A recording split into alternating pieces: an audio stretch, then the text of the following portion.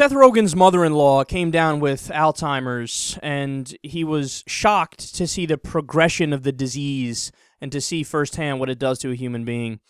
And, I mean, you forget your name, you forget other people's names, and he says how to get dressed and all these things.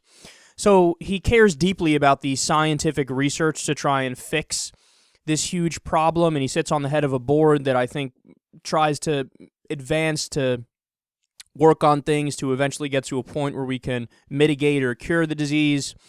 Well, he went to Congress to testify about this issue, and 2 senators showed up. 2. So he learned a really depressing lesson about our politicians. We got a problem everybody out there knows about it. One problem I saw is your hearing. I didn't see any senators sitting there. I saw Harkin. Yeah. And I saw Jerry Moran. Yeah. And all the other seats were empty. Yeah, they left. And you're sitting there, you're a movie star. Yeah. Usually the senators at least show up when the cameras are there. Yeah, I mean, it was... Why weren't they there? Did you ask anybody where the hell the guys who supposedly work here are? I honestly assume I hope they had somewhere better to be. You think so? No, honestly, I think it's indicative of the mentality that we find so frustrating, is that it seems to be of a low priority. It seems like these people don't care. That's the direct message they're giving by leaving during our testimony, is that they don't care. 2 of them were falling asleep during the first part of the testimony, literally. I mean, I saw it happening. And then they asked questions that had already been answered in the testimonies because they clearly weren't paying attention. I mean, on a very ground floor level, there was some very distressing things I witnessed just being in that room and seeing how 2 of the people seemed to care and everyone else, I have no idea what they were doing.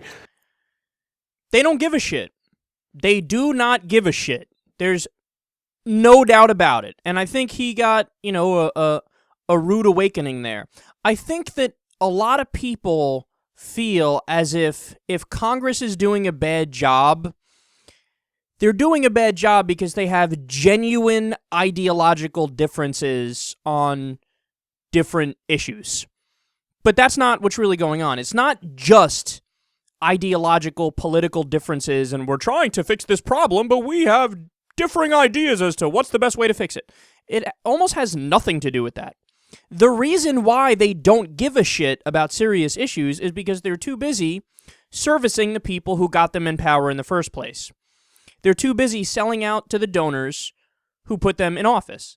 All the people who gave them campaign contributions. So not regular, Joe in the middle of Arkansas or Dave in the middle of Tuscaloosa, Alabama.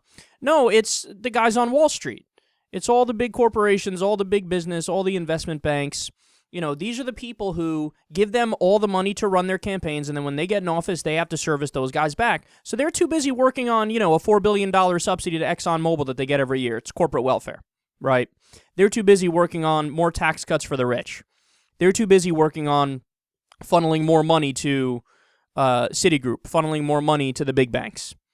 They're crafting all these new loopholes and workarounds and tax havens for their buddies to exploit, so they don't have enough time to deal with serious issues. I mean, think about it. If we lived in an actual representative democracy, okay, and we lived in a system where the representatives actually gave a shit about what the people think and what they want.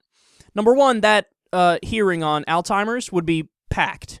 Every single, senator who's in town or representative who's in town would be there. They'd be there. And then, so what would happen? Well, they would give their testimony. You'd have the experts and the doctors and the scientists and the researchers, and then he tells his story. And then at the end of it, you know what happens? The senators or the representatives go, all right, so what's the bottom line here? How much do you need? Oh, well, according to current estimates, we need an investment of whatever, $85 million over a 10-year period, and it's got to go to Columbia University. They have a research center there. It's got to go to the University of wherever. Someone's got to go to Rutgers. Someone's got to go here, and all these different laboratories. And this is where the researching is most promising. This is where they're working on something totally new and innovative. And they'd get all the information. They'd get all the options. They would tell them the amount of investment that they need from the taxpayers, and guess what would happen? They would get the investment. But what happens in real life politics in the United States of America? 2 fucking guys show up, okay, and I mean, they're good guys, and they're better than anybody else, that's for sure. But at the end of that, did they say, how much do you need? And I'm going to go get to work on it right now. Expect a bill by next Wednesday, and it's going to fly through the House and the Senate? Of course not. Of course not.